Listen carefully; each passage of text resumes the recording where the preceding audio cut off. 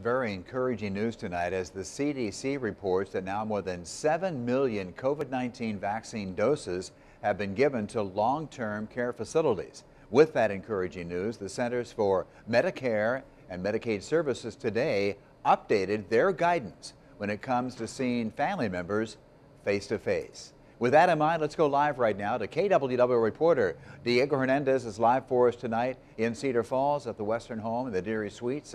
Tell us what this means for families, Diego, and their loved ones after almost a year of isolation. Well, Ron, after months of not being allowed into the rooms of long-term care facilities, now you can go in regardless of vaccine status. However, there are a few restrictions and some things to know before you walk through the doors of a nursing home to visit your loved one.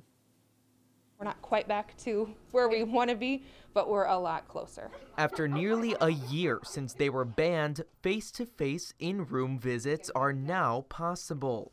Love you. And yes, CMS is allowing physical touch as long as the resident is fully vaccinated. That was one of the things that I think she's missed, is having a hug.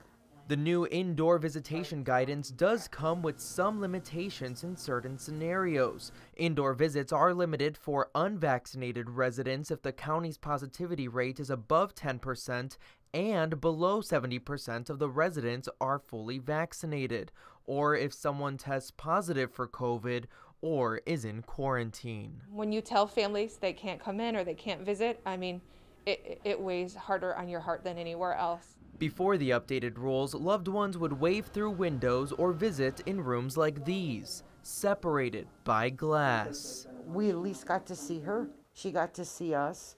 You know, you couldn't hug.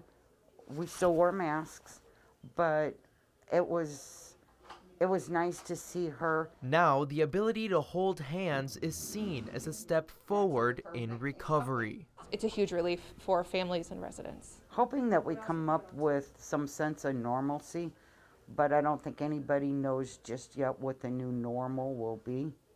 Yeah, it's been a long time.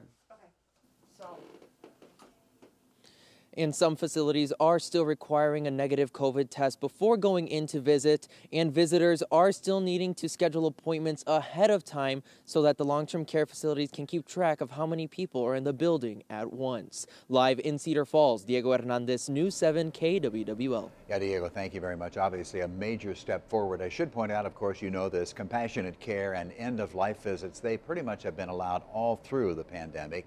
CMS also encourages outdoor visits as often as possible because obviously the risk of transmission still is lower when you're outside.